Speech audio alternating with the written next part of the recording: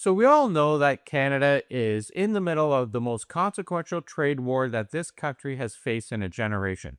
Mark Carney is building alliances, fighting back against Donald Trump's tariffs, and holding this country together under real pressure.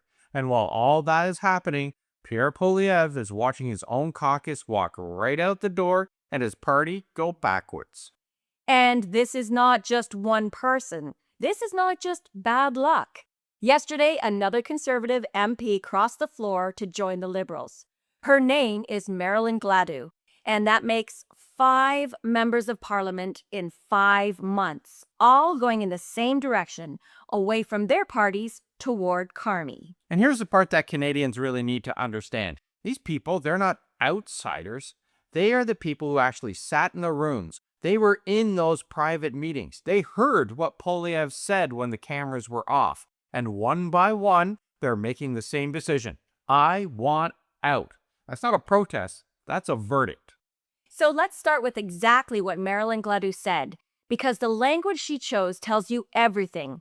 When she crossed the floor yesterday, she didn't do it quietly. Gladu said she heard from constituents that they want serious leaders and a real plan to build a stronger, more independent Canadian economy. That was her reason. Now, think about what she just said there. She's a Conservative MP. Her entire job is to believe her party has the serious leadership and the real plan. The fact that she looked across the House of Commons and said, hey, no, they have it. Well, that is definitely a resignation letter written with a flamethrower addressed directly at Pierre Poilievre. And the seat math here is simple enough to explain over coffee. A bare majority in the House is 172 seats. The Liberals are now at 171, so they are just 1 seat short of that line, and there are 3 by-elections coming on April 13th. If they win just one of them, which is pretty much guaranteed, they hit that razor-thin majority. If they win 2 or 3, well, life gets much easier for Prime Minister Carney, and that changes everything about how Canada governs and how Canada negotiates. And for those non-Canadians listening, let me just explain why this matters enormously right now. A minority government is like trying to run a business where you need your direct competitors to approve every single decision that you make. You want to spend money on defense? You need their vote. You want to respond to Trump's tariffs? You need their cooperation. And every single vote, they can hold you hostage. They can say no, they can drag it out. They can force you to give something away just to get anything done. We saw this live. On March 26th, there was a 164 to 164 tie on a committee report. Not a majority policy vote, a committee report. In the middle of a trade war with the United States, Canada's government could not clear a single procedural hurdle because the opposition ran out the clock. And that's the problem when you want to get things done. A minority government means that you have to roll the dice at every single vote. You can have the best policies and ideas, but it doesn't matter. All it takes is some loudmouth leader in question period to derail everything. So when people say, why does one defection matter? Well, that is why.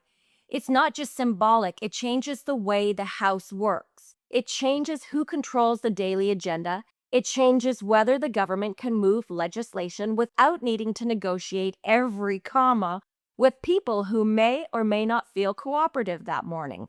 Now, here's the part that most political coverage in Canada is completely missing. This is not just an Ottawa story. This is fundamentally a Trump story. And why, you ask? Well, all you have to do is look at Poilievre and you have your answer. Pierre Poilievre spent years building a brand that looked just like what was working south of the border. Loud, angry, grievance first. He was the Canadian version of the system is broken, burn it all down. And for a while, the polls agreed with him. He had big leads. Conventional wisdom said the Conservatives were going to win the next election by a wide margin. And then Donald Trump started a trade war with Canada. Yep, and everything changed like that, overnight. Because when the U.S., your largest trading partner, the country you share a 4,000-mile border with, the country that you do $800 billion worth of trade every single year, When that country declares economic war on you, the last thing you want is an opposition leader whose entire political personality looks borrowed from the unhinged lunatic running that country. Canadians looked at Trump. Then they looked at Poilievre and thought, whew, that's the same energy, and we do not want that energy in charge of our response to this crisis. And did Poilievre learn anything from losing that election to Carney? Apparently not. From going on Joe Rogan to chanting the same old slogans, he is just a one-dimensional Trump clone at this point. And it looks like his caucus is noticing. Well, obviously, that is what Gladu saw. From inside the building, she watched Poilievre keep running the performance while Canadians were desperately looking for substance. And eventually she said, I'm not doing this anymore. And she wasn't the first, and apparently she will not be the last. Almost every political pundit out there says there are more floor crossers wanting to change. And do you blame them? I know I don't. No, definitely not. And listen, this is just not what MPs think either. Gladu did not cross because the Conservatives were surging in the polls. She crossed while public opinion and polling has the Liberals well ahead. The public polling is saying the exact same thing. The latest Nanos research numbers have the Liberals at 46%, the Conservatives at 32.5%. That is 13.5 points. That is not a close race. On a racetrack, that is a different lap. And then there is the preferred prime minister number, which is the question that really tells you how Canadians feel at a gut level. Who do they actually want running the country? Mark Carney is at 56.9%. Poilievre is at 21.6%. Let's just think about that for a second. More than half of Canadians, not just Liberal voters, not just urban voters, more than half of all Canadians say that they want Mark Carney as Prime Minister. And barely 1 in 5 say they want Poilievre. That's not a wobble, man. That is a canyon. And the MPs who are crossing the floor, they have access to numbers that we don't even see.